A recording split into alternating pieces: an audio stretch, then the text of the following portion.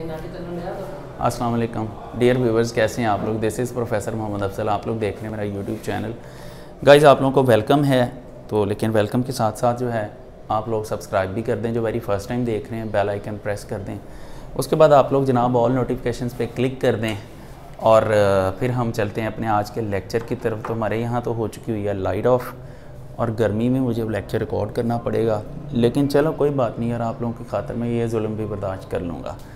तो पाकिस्तानी होने के प्रॉब्लम, हम तो इतने साबर और शाकर कौम हैं कि हम जहन्नम में भी पखियाँ लेके बैठे होंगे। हाय गर्मी बेचारी पाकिस्तानी अवाम। लेकिन यार क्या कर सकते हैं, अल्लाह हमारे हुक्मरानों को हिदायत दे। तो एनीवे, असद भाईजान आपको मैं फ्री में केमिस्ट्री पढ़ाता हूँ। कंप्यूटर है ना आपका, चलें फ्री में केमिस्ट्री पढ़ लें। आप क्या याद करोगे तुम। अच्छा यार प्यारे प्यारे कमीने बच्चों, आज का जो हमारा टॉपिक है वो लास्ट टॉपिक के साथ रेलेवेंट है। इससे पहले हमने sp3 हाइब्रिडाइजेशन के बारे में पढ़ा था। आज हम डिस्कस करेंगे sp2 हाइब्रिडाइजेशन। तो प्यारे प्यारे कमीने बच्चों, sp2 हाइब्रिडाइजेशन इसके नाम से ही जाहिर है। वैलेंस शेल में प्रेजेंट एक s ऑर्बिटल और दो p ऑर्बिटल्स आपस में मिक्स हो जाते हैं। तो पहले हम इतनी बात लिखते हैं, फिर मैं आगे बताता हूँ। इसकी डेफिनेशन आप यही लिखेंगे जो मैं लिखवा रहा हूँ, तो बुक में शायद प्रॉपर नहीं है। हम कहते हैं कि the process of mixing, the process, या लिखें the process in which one, ONE वाला वन लिखना है, ये मैंने आपको लास्ट टाइम भी बताया था। In which one S and two P orbitals, दो P ऑर्बिटल्स, मतलब कौन कौन से, Px एंड Py, ये मिक्स हो जाते हैं। तो are mixed together, are mixed together to produce. अच्छा, मैंने ना हाइब्रिडाइजेशन के कुछ रूल्स बताए थे। मैंने बताया था कि जितने ऑर्बिटल्स मिक्स होते हैं they are slightly different in energy and shape, तो उतने ही नए बनते हैं, लेकिन नए बनने के बाद वो बिल्कुल एक जैसे होते हैं। तो यहाँ पर देखिए कितने ऑर्बिटल मिक्स हुए हैं, एक S और दो P वाले, टोटल 3 मिक्स हुए हैं। तो 3 ही नए बनेंगे, लेकिन वो तीनों एग्जैक्टली एक जैसे होंगे, जिनको हम sp2 हाइब्रिड ऑर्बिटल्स का नाम देंगे। To produce 3 equivalent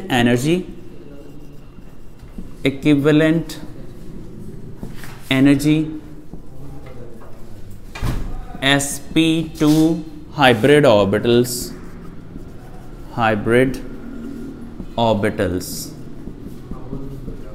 is called sp2 hybridization।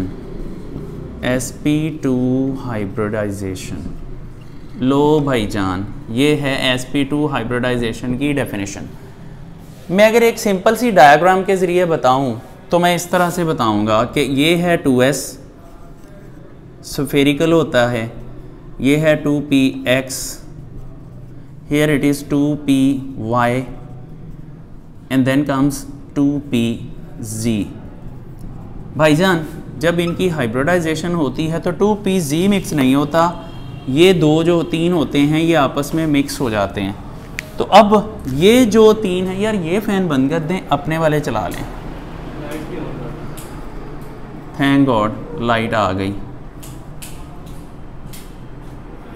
ये देखें, अब ये जो 3 मैंने एक जैसे बनाए हैं, ये भी ये होंगे sp2, जो चौथा है वो 2pz ही रहेगा, दैट इज़ 2pz, बिकॉज ये मिक्स नहीं हुआ। तो इसमें देखें, ये होगा sp2, ये दूसरा sp2, ये तीसरा sp2 है। तो ये 3 हाइब्रिड ऑर्बिटल्स बन गए, और जो चौथा है वो अनहाइब्रिड है। ये हाइब्रिड ऑर्बिटल्स हैं, मैं मेंशन कर देता हूँ, हाइब्रिड, और ये अनहाइब्रिड है। अनहाइब्रिड को हम फ्री भी कहते हैं। लो भाईजान, अनहाइब्रिड या अनहाइब्रिडाइज्ड ऑर्बिटल। अच्छा, अब उसके बाद देखें, मैं इसको एक एग्जांपल के ज़रिए एक्सप्लेन करूँगा तो आपको ज़्यादा अच्छी समझ आएगी। तो हम एग्जांपल में बात करते हैं इथीन मॉलिक्यूल की फॉर्मेशन ऑफ इथीन मॉलिक्यूल। चलें जी, हम उसको भी डिस्कस कर लेते हैं। फॉर्मेशन ऑफ ईथीन मॉलिक्यूल, मतलब CH2 डबल बॉन्ड CH2।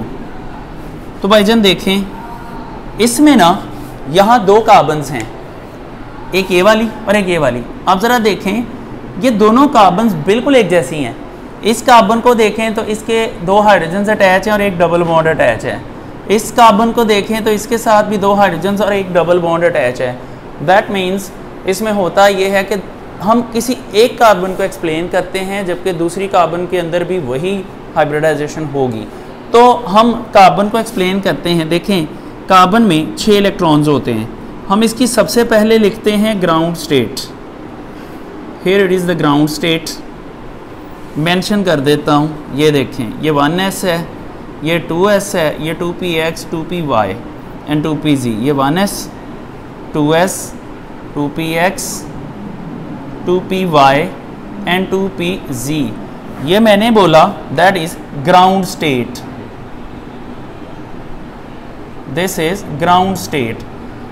और इसमें जब इलेक्ट्रॉन्स लिखते हैं तो इसमें 2 आते हैं, इसमें भी 2 आते हैं, इसमें 1 और इसमें 1, टोटल 6 इलेक्ट्रॉन्स पूरे हो जाते हैं। फिर मैंने बताया कि यहाँ से 1 इलेक्ट्रॉन जंप करता है और वो एम्प्टी 2pz में चला जाता है। मैंने जब sp3 हाइब्रिडाइजेशन में बताया था, मैंने तब भी ये बताया था कि इसको एनर्जी कहाँ से मिलती है। जब दो एटम्स आपस में रिएक्शन करने आते हैं तो दोनों के जो इलेक्ट्रॉन्स होते हैं उनमें रिपल्शन होती है और रिपल्शन की वजह से सिस्टम की एनर्जी बढ़ती है और इलेक्ट्रॉन लो एनर्जी ऑर्बिट से उठ के हाई एनर्जी ऑर्बिट में चला जाता है। तो यहाँ पर देखें ये हाई एनर्जी ऑर्बिट में चला जाएगा। और दूसरी बात, इसको एनर्जी मतलब ये 2s से ही जंप करता है, 1s से क्यों नहीं करता। ये 2s जो सेकंड शेल है तो सेकंड शेल से सेकंड शेल में जंप करना आसान है।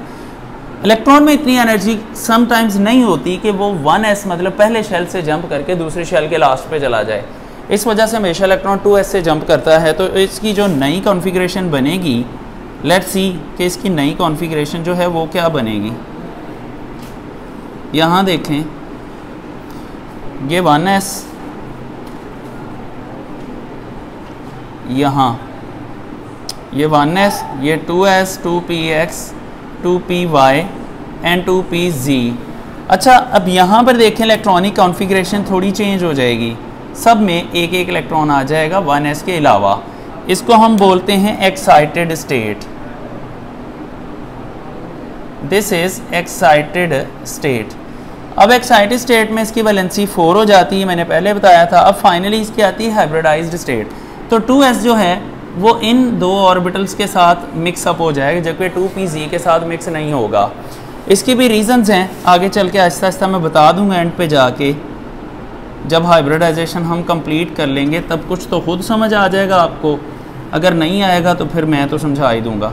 अब हम सिंपली करेंगे क्या कि जो मिक्स हुए हैं 3 उनको इकट्ठा कर देंगे, बाकियों को सेपरेट कर देंगे।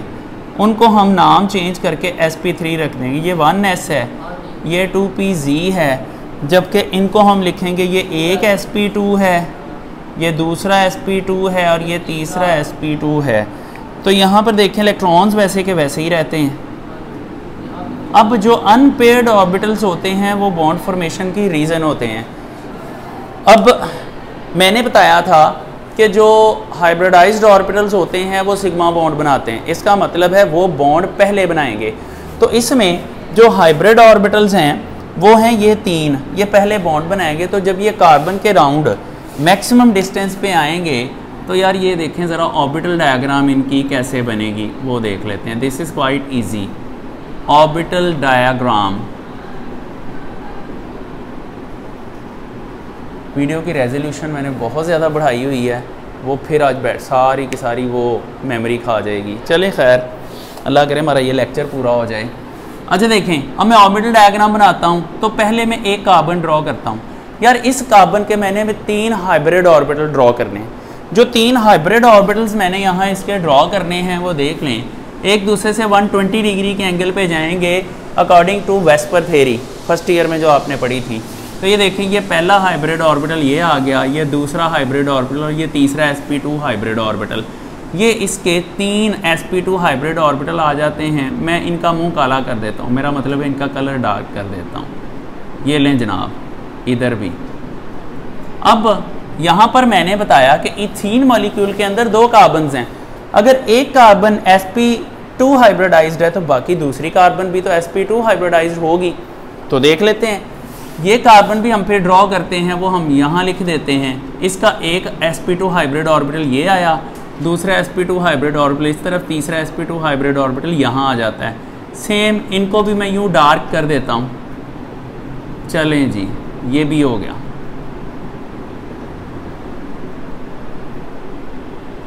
तो भाईजान अब होता ये है कि यहाँ पर देखें, एक sp2 दूसरे sp2 के साथ ओवरलैप कर गया, ऐसे कैरेक्टर आता है इसमें। तो मैंने बताया था जब ऐसे कैरेक्टर 1% भी आ जाएगा तो वो सिग्मा बॉन्ड बनाएगा। इसमें एक सिग्मा बॉन्ड बनता है sp2 ओवरलैप से। अब कार्बन की नहीं, ये तो कार्बन के ऑर्बिटल्स की शेप बनाई ना मैंने, ठीक है ना। कार्बन की ही कह सकते हैं, उसके ऑर्बिटल की शेप होती है तो डेफिनेटली उसकी कार्बन की कह सकते हैं आप। अच्छा अब देखें यहाँ पर फिर क्या है कि अब हर कार्बन के ऊपर 2-2 हाइड्रोजन्स हैं, इनके 2-2 ऑर्बिटल्स अभी फ्री शो हो रहे हैं। तो हम क्या करते हैं, इसकी एक हाइड्रोजन यहाँ अटैच हो जाती है, एक हाइड्रोजन यहाँ अटैच हो जाती है, एक हाइड्रोजन इसकी यहाँ अटैच हो जाती है, एक हाइड्रोजन यहाँ अटैच हो जाती है। तो 4 हाइड्रोजन इस तरह से अटैच हो जाती हैं। मैं उनका कलर सब्ज़ कर देता हूँ जी, ये लें, कहीं हाइड्रोजन जो है वो नाराज़ ही ना हो जाए कि कार्बन को कलर दे दिया, मुझे कलर ही नहीं दिए। चलें जी, ये लें, हमने हाइड्रोजन को भी कलरफुल बना दिया, ग्रीन कलर दे दिया। अब यहाँ पर ओवरलैपिंग देखें ज़रा, ये sp2 s ओवरलैप हुआ है, सिग्मा बॉन्ड बना। यहाँ पर भी sp2 s ओवरलैप से सिग्मा बना, यहाँ पर भी sp2 s ओवरलैप से सिग्मा बना, यहाँ पर भी sp2 s ओवरलैप से सिग्मा बना। अब ये बात याद रखें, ये बात आपको एफएससी में कोई नहीं पूछेगा, लेकिन ईकैट और एमडी-कैट में जाके आपसे ये पूछा जाएगा कि जनाब पहली बात नंबर ऑफ सिग्मा बॉन्ड्स कितने बनते हैं कि थीन मॉलिक्यूल के अंदर, वो 5 है। ये तो एफएससी लेवल पे ही पूछा जाएगा। आगे इनकी जो कैटेगरीज हैं कि sp2 से 1 बनता है, जबकि sp2 s से 4 बनते हैं। अब ये कैटेगरी जो है ये आगे जाके ईकैट या एमडी-कैट में आती है, तो इसको ज़रा ध्यान से करिएगा। अच्छा अब यहाँ पर क्या होता है, मैंने आपको बताया इसके 3 ऑर्बिटल्स हैं कार्बन के। ये 3 ऑर्बिटल देखें एक दूसरे से ऐसे डिस्टेंस पे आते हैं जैसे कि एक पंखे के 3 पर होते हैं। देखें लाइक दिस, प्लेनर, एक ही प्लेन में। अब आप ये देख लें, इस तरह से होते हैं। अब इस तरह से अगर ये होते हैं तो इसके ऊपर जो फ्री ऑर्बिटल है, जो अनहाइब्रिडाइज्ड 2pz है, वो उसकी एक लोब ऐसे ऊपर आएगी, एक लोब नीचे आएगी। क्लियर हो गया ना बात। अब इसके साथ इधर दूसरी कार्बन है, उसका भी एक 2pz की लोब ऊपर आई और एक 2pz की लोब नीचे आई। तो ये ऊपर ओवरलैप कर जाएगी लोब और नीचे वाली नीचे ओवरलैप कर जाएगी। अगर मैं इसको यहाँ बोर्ड पे ड्रॉ करूँगा तो मैं इसको इस तरह से करूँगा कि ये देखें, यहाँ पर ये एक 2pz ऊपर को आ गया और आधा 2pz नीचे आ गया। ये इसका एक ऑर्बिटल बन गया। हाइब्रिडाइज्ड पहले लिखते हैं। ये हमने पढ़ा है कि जो हाइब्रिडाइज्ड ऑर्बिटल्स होते हैं वो सबसे पहले बॉन्ड बना के लोएस्ट एनर्जी पे जाते हैं, फिर सिग्मा बॉन्ड बनता है। सिग्मा बॉन्ड बनने के बाद उसके ऊपर से ओवरलैप करके पाई बॉन्ड बनता है। तो सिग्मा बॉन्ड नहीं बनेगा तो पाई बॉन्ड भी नहीं बनेगा। किसी भी स्ट्रक्चर में जहन में रखें, कहीं पर भी अगर सिग्मा सिंगल बॉन्ड है तो वो सिग्मा है, अगर डबल बॉन्ड है तो उसमें सिग्मा 1 है, 1 पाई है, अगर ट्रिपल बॉन्ड है तो उसमें 1 सिग्मा 2 पाई होंगे। ठीक है, मतलब सिग्मा बॉन्ड बनेगा तो उसके ऊपर पाई बॉन्ड ओवरलैप करेगा, अगर सिग्मा बॉन्ड नहीं बना तो पाई बॉन्ड भी नहीं बनेगा। अच्छा अब यहाँ पर देख लें, दूसरा कार्बन जो है वो ये है, तो इसके ऊपर भी 2pz बचेगा। हियर इट इज़, ये देख लें। अच्छा ये देखें, ये ऊपर ही ऊपर ओवरलैप कर जाएगा और ये इधर से नीचे ही नीचे ओवरलैप कर जाएगा। अच्छा प्यारे प्यारे इंतहाई कमीने बच्चों, उमर भाई देखें ज़रा, यहाँ पर देखना क्या होता है। उमर भाई थोड़ी ब्लूटूथ मेरे साथ भी मिला लें, आपने उधर ही मिलाई हुई है। नहीं मेहरबानी होगी, सिर्फ इधर मिला लो, उतारो ना आप। अच्छा ये देखें, अब होता क्या है, अब 2 कार्बन्स के दरमियान में सिग्मा और पाई बॉन्ड की लोकेशन समझ लें आप। ये जो रेड एंड हैं दोनों मार्कर के, समझ लें ये कार्बन एटम्स हैं, ये दरमियान में सिग्मा बॉन्ड के इलेक्ट्रॉन्स घूम रहे हैं। ठीक है, अब जब पाई बॉन्ड बनेगा ना, उसके इलेक्ट्रॉन ऐसे घूमेंगे, ये देखें, इधर से इधर, इधर से इधर। ये इतनी स्पीड में घूमेंगे कि लगेगा कि ऐसे इसके ऊपर एक रिंग बना हुआ, ऐसे घूमते रहेंगे।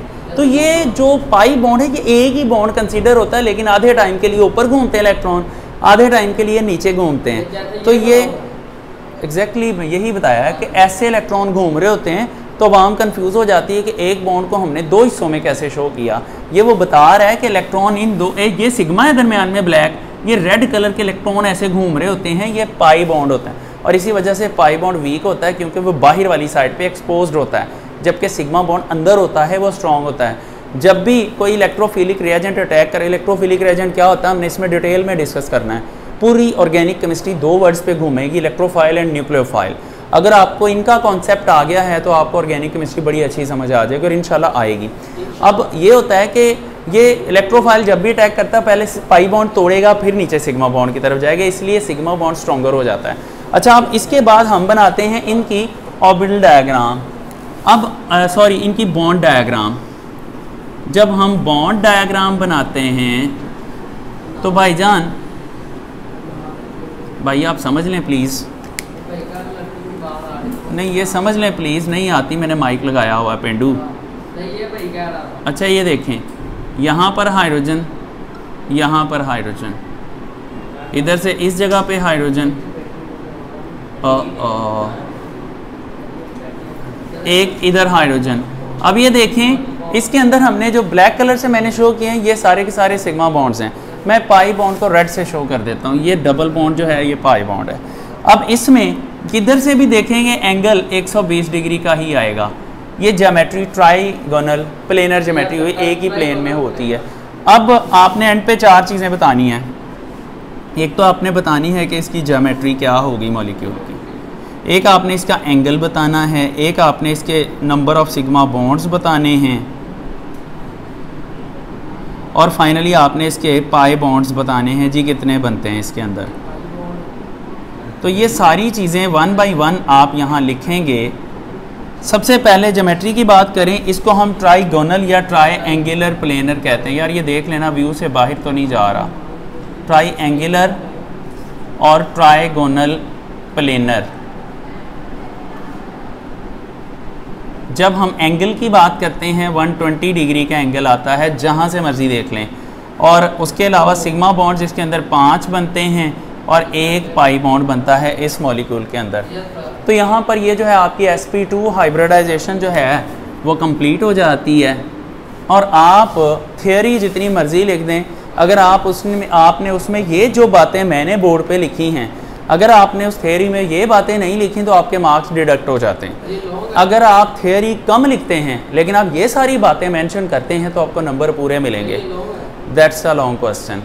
ये लॉन्ग क्वेश्चन और sp2 हाइब्रिडाइजेशन की टाइप्स में सबसे इम्पोर्टेंट टाइप है। अभी पूछ लें क्या पूछना है, आ सकता है दिस टाइम भी ये बोर्ड के एग्जामिनेशंस में आ सकता है। आई थिंक कि हाइब्रिडाइजेशन में से ही आया क्वेश्चन दिस ईयर ना, जो आपके सीनियर बैच को आया है। sp2 अब फर्स्ट ईयर में आया, फर्स्ट ईयर में भी यही है, एक ग्रुप में ये आया है, तो sp2 का ज़्यादा चांस होता आने का। दैट्स गुड, अच्छी बात है। तो चलें जी, हम फिर ये वीडियो यहाँ पर क्लोज़ करते हैं। और गाइज़ आप लोग जो हैं वो पहले सब्सक्राइब कर दें, जो पहली दफ़ा देख रहे हैं बेल आइकन प्रेस कर दें, ऑल नोटिफिकेशंस पे क्लिक कर दें। And thank you so much for watching.